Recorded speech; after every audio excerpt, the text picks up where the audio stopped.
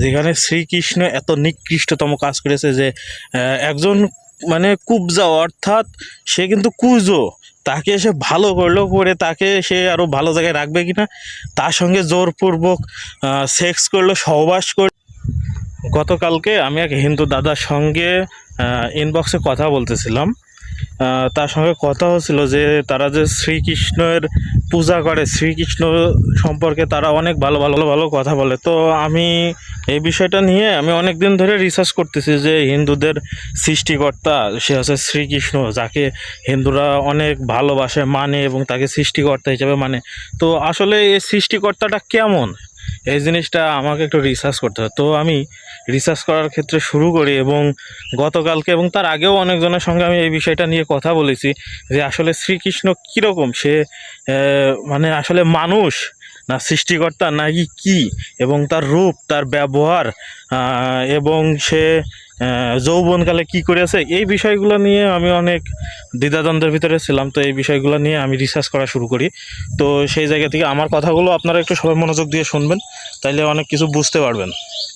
এর ভিতরে অনেক ইন্টারেস্টিং বিষয় আছে, কারণ শ্রীকৃষ্ণ হচ্ছে একজন ধর্ষক। আমি কেন বলতেছি এটার প্রমাণ তো তখন আমাকে ধরবে, তো প্রমাণটা আমি দিব। আর একটা বিষয়, শ্রীকৃষ্ণ যে শুধু ধর্ষক তা না, শ্রীকৃষ্ণ ধর্ষণ করেছে, ধর্ষণ করার শেষে আবার তাকে হত্যাও করেছে। তাও কীভাবে হত্যা করেছে? গলা কেটে হত্যা করেছে। তো এই বিষয়টা জানার একটা আগ্রহ থেকে আমি রিসার্চ করা শুরু করি।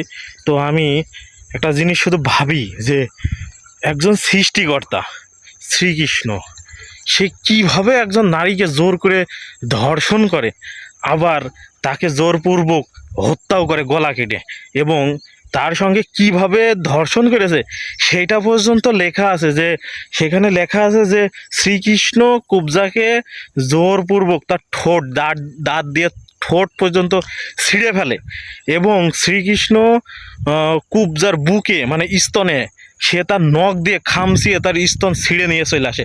তাহলেই একটা চিন্তা করেন যে একজন সৃষ্টিকর্তা, একজন ভগবান, সে কতটা হিংস্র যে একজন নারীর বুকের স্তন পর্যন্ত ছিঁড়ে নিয়ে চলে আসছে।